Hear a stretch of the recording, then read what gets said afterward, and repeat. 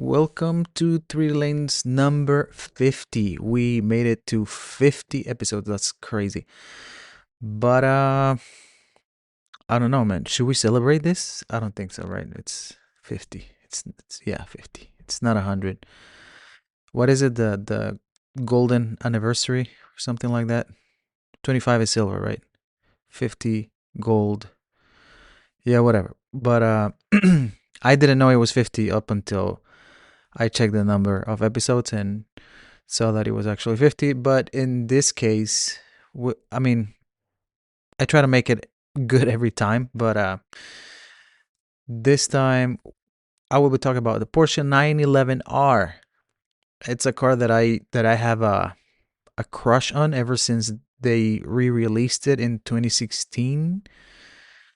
But yeah, it's two different cases, right? So I will be analyzing the very first 911R, which came out in 1967, and we will look at the one from 2016.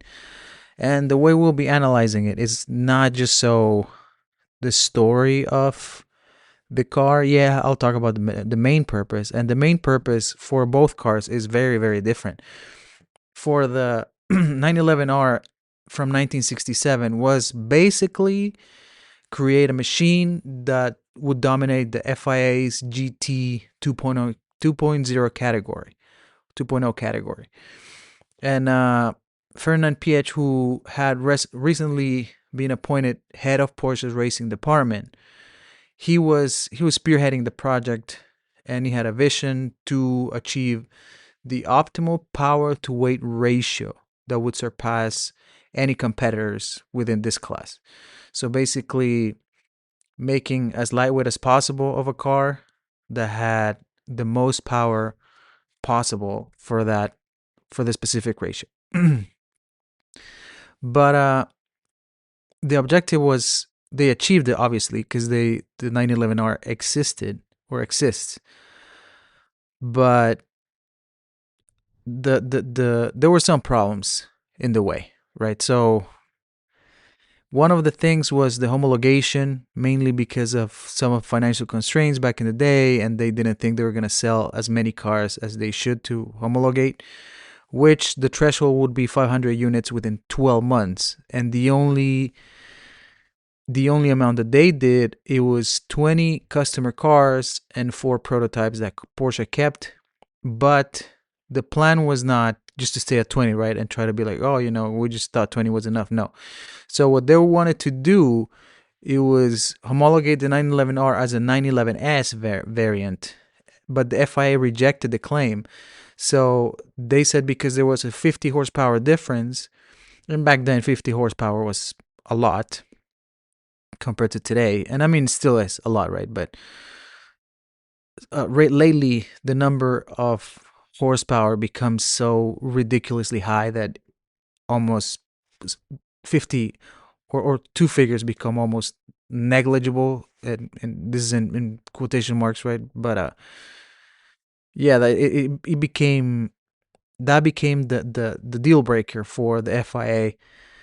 And also the car was 350 pounds lighter than the production 911S. So they were like, no, man, this is clearly not eligible for homologation. So no, you're trying to break the rules. This is not gonna happen. But the 911R was redirected, and he was unable to compete in the GT category. And the cars were eventually put in the FIA's prototype category, or used as rally vehicles where homologation restrictions were less stringent. But the 911R is still perceived as an engineer excellence feat from back then, and it achieved that claim through various competitions, and it set some records. For example, in 1967, 4 Swiss drivers set 5 world records and 14 in international class records at Monza over 96 hours at average speeds exceeding what would that be? Like 200 kilometers per hour. And in 1969, Gerard Larousse won both the Tour de France Automobile and the Tour de Corse, driving a 911R with a Dock engine producing 230 horsepower. And we will touch on the 2016 911R later. But the initial mission for the 911R was to win races. You know, it was to create a machine that would win races. And the way that I will analyze both of these would be through a 4P analysis, like I've been doing lately for every other episode. So we said the product, right? The product is a 911R, and it was a purpose-built racing machine, right? And it was supposed to push the boundaries of lightweight construction and performance. And the product strategy center on the weight reduction, and the car just weighed 800 kilograms, which is around 1,830 pounds, and it was 230 kilograms lighter than the standard 911. But the way they achieved this is through using a bunch of fiberglass and plexiglass for windows, replacing the standard glass. I think only the windshield was the only piece of glass they had. Everything else was plexiglass. But the powertrain was from a Type 901 race engine. This was from a Porsche 906, which probably would have to do an episode on that car because that car is sweet. But it was a 210 horsepower at 8,000 RPM, dual ignition, titanium rods, large triple carburetors, and it gave the 911R a really, really good power to weight ratio. But again, the product positioning failed to meet the original objective, which is homologation, due to the 911S issues that they had. So if we contrast this with the 911R revival from 2016, the modern 911R was just a homage, you know. And I don't want to say, I'm saying just very, very lightly, because on its own the 911R from 2016 was a really good car. But this car was combining a 4.0 liter natural aspirated flat six from the GT3 RS, and it produced around 500 horsepower, almost double from the one from the 67. And it had a 6-speed manual transmission, so no double clutch, and or dual clutch, sorry.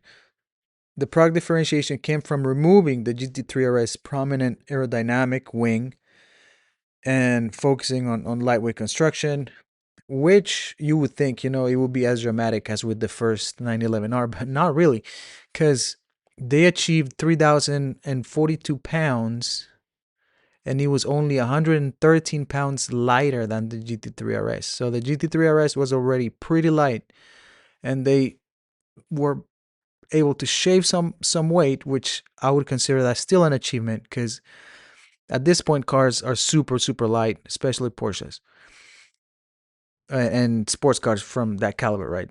We're not talking about a regular Volkswagen here. And no offense to Volkswagen, because I drive a Volkswagen, so I'm not taking any offense. But yeah, so we talked about the weight savings from the car, and this came from a magnesium roof, carbon fiber front fenders, hood, forged wheels, less insulation than usual, removal of the rear seats. Let's see, the car had a rear wheel steering, limited slip differential, carbon ceramic brakes, and it did not have, in the most basic trim, it did not have AC, stereo, or navigation system, mainly because he wanted to inspire you to that racing spirit that the 911R is trying to convey.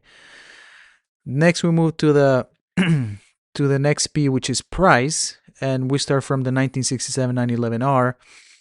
The price of this car was around 45,000 Deutsche Marks, which is, let's say, 120,000 euros. I mean dollars. Sorry, like 100,000 euros. This is the real value of 45,000 marks, Deutsche Marks, from 1967. So that would be 100,000 euros. So I'm doing rough math over here, and I'm saying $120,000 USD. I might be wrong, but it's approximate. But the premium pricing reflected the specialized racing components and the hand-built construction that the car had to go through, the limited production and volume. The high price point also combined with the economic recession that I briefly mentioned.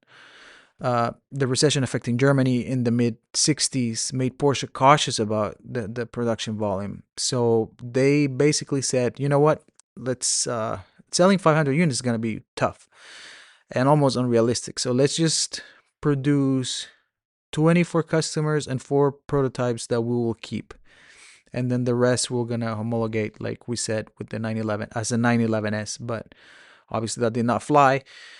And nowadays you can find those cars in auctions for around $1 million, 1.2 million, something like that.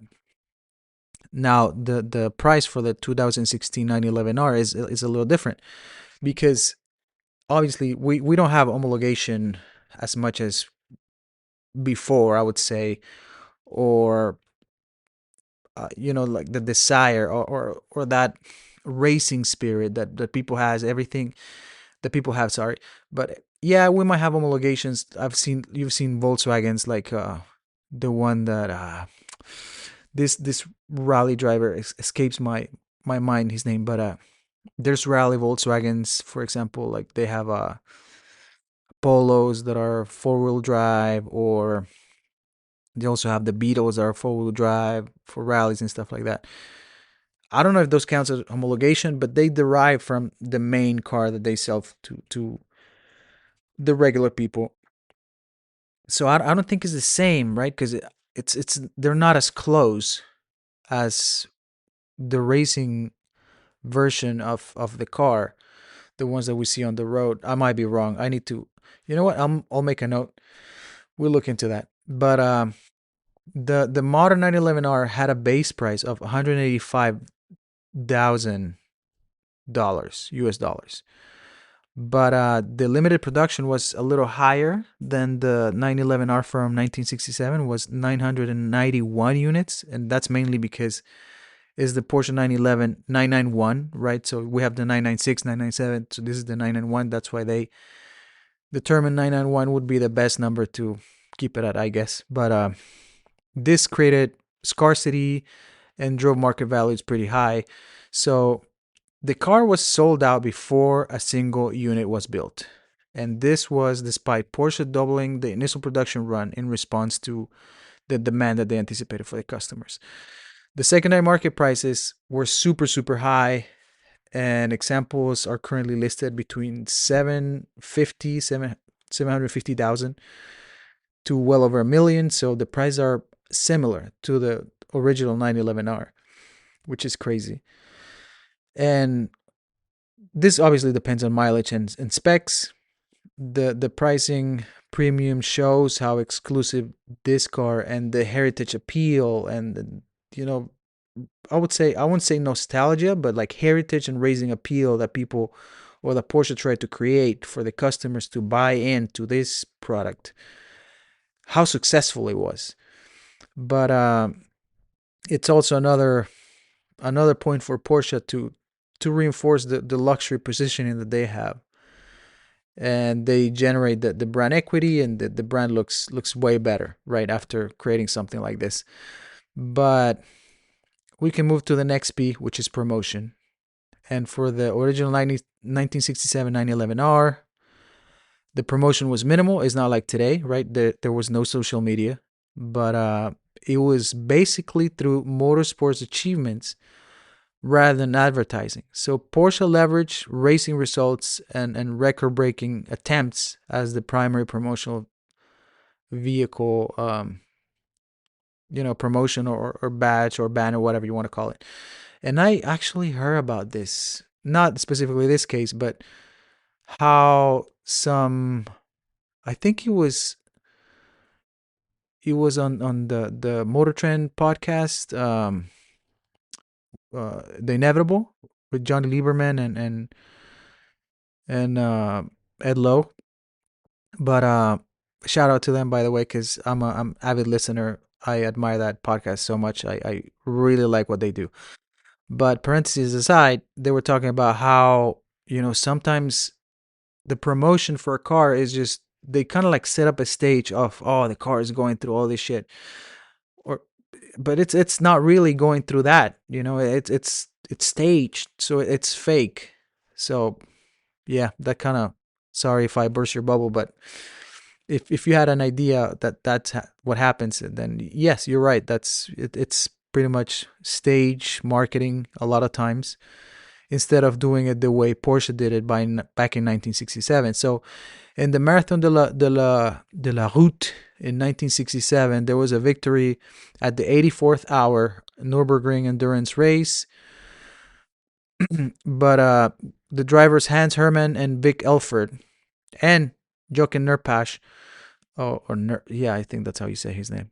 But they provided significant publicity for the car in that race. Monza world records, 4 Swiss drivers set 5 world records and 14 international class records over 96 hours at speeds exceeding 200 kilometers, which we spoke about before. And then Mugello, however you say it, I'm assuming it's Italian, GP debut. Third place overall finish in July 1967, beating the Alfa Romeo competitors, and a Ford GT40 Mark III. So that was the promotion that Porsche had. It was not big banners or, big commercials, nothing like that, because the reach was not the same as what we had before. In contrast, the 2016 911R, they benefited from Porsche's sophisticated multi-channel promotional strategy that it has evolved a lot since the 60s, obviously. But they were basically leveraging the heritage storytelling, and they positioned the 911Rs as a successor of the 1967 version of it.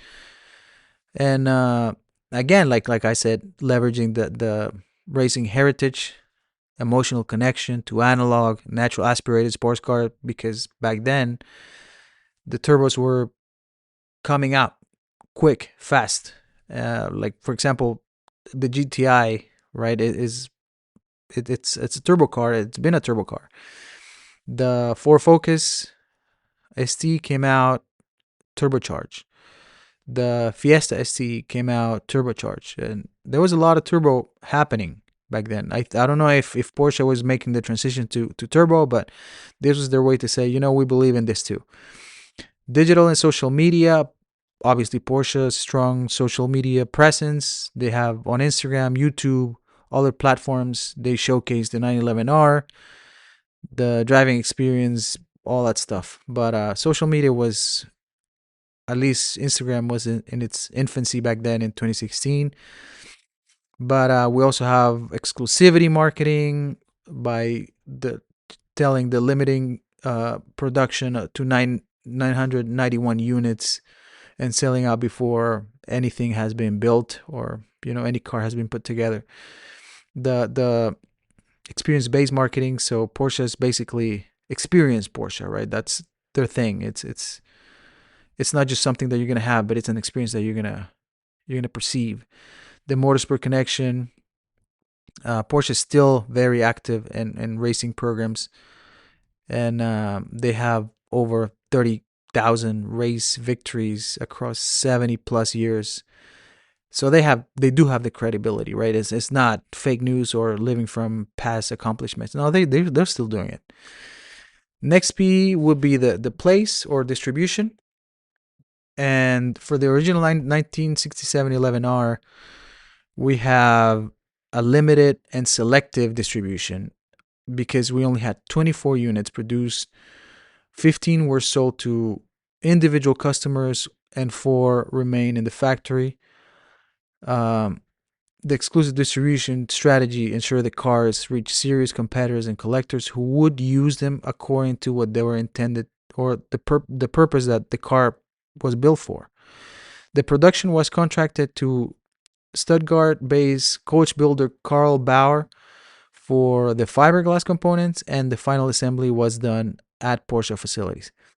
So this specialized production needed a bespoke distribution channel rather than the standard dealer network. For the 2016 911R, obviously we had the dealerships, over 800 Porsche centers worldwide. We have more than 150 implementing the destination Porsche retail concept. We have 202 franchises in the US, with 76% being standalone exclusive dealerships. And we have approximately 100 Porsche centers in China. And let's see. Yeah, it's basically the destination Porsche concept, which makes you or brings you to the dealership and makes you perceive it like a boutique, like a luxurious experiential hub. And this approach to the brand, to the brand's intent on positioning themselves more of a luxury brand rather than, like a scruffy motorsport brand. No, it's Porsche's luxury. It's not. There's nothing scruffy about him anymore, if there was anything at the beginning. But for limited models, Porsche employs an allocation system. So dealerships receive a limited amount of cars, and then they distribute to, I'm assuming, the customer that spends the most. But this ensures that 911R reach Porsche's most loyal customers, and some dealerships receive only 1 or 2 units, which reinforce the exclusivity of the car. But yeah, basically that brings us to the end of the 4 Ps, and it's the batch 911R. I don't want you to think that it's diluted. It's just two different approaches to selling a machine nowadays, right? Because as much as we would like to romanticize that it should be just like before, but it can't, because people don't even are not as, I don't want to say tough as before, but the mentality has changed, right? So it's not it it's I guess being hardcore back then, it was more like from necessity rather than a choice. And I know a lot of people now say, oh, I drive manual, all this stuff, like all cars are better and all this stuff. But we've gone so far in technology that I think things are going to change, you like it or not. And that's the point that I was trying to get across with these two uh, approaches to the 911R. Like, amazing machines, because I still like the 911R from 2016. Obviously, obviously both 911Rs are outside my reach, beyond my budget. My budget. I would never think of even owning one. If I have a favorite Porsche, it would be the 911R. That's all I'm trying to say. But it's the change in times and how, like, for example, how the electric car now is a thing. And as much as some people try to hate it, I hated electric cars at the beginning because I thought they were going to kill the the hobby, right? The car scene, the car enthusiasm and all that stuff. Like, but not really. The electric car serves a purpose. If you have to commute, there's nothing better than that. It's an appliance, and people are trying still to make it fun. But to get you from point A to B, I think an electric car is sometimes the cheapest way and the easiest way. yes, there's a lot of things that you have to take into consideration. What's your the infrastructure that you have at home? Can you charge at home and all that stuff? Right. That's something else. But at the end of the day, everything's moving forward, and the approach is to sell cool things, even though they're cool, it's still gonna change, and it still might feel weird to a lot of people. But that's it. I don't want to ramble anymore. I already ramble for 3 minutes, but I appreciate your time. I hope you learned something from this episode. If you have any questions, comments, any type of feedback, please let me know. You can find me at 3Lanes on Instagram, Twitter. I think YouTube handle is the same. But yeah, I appreciate your time. Thank you so much. See you next time.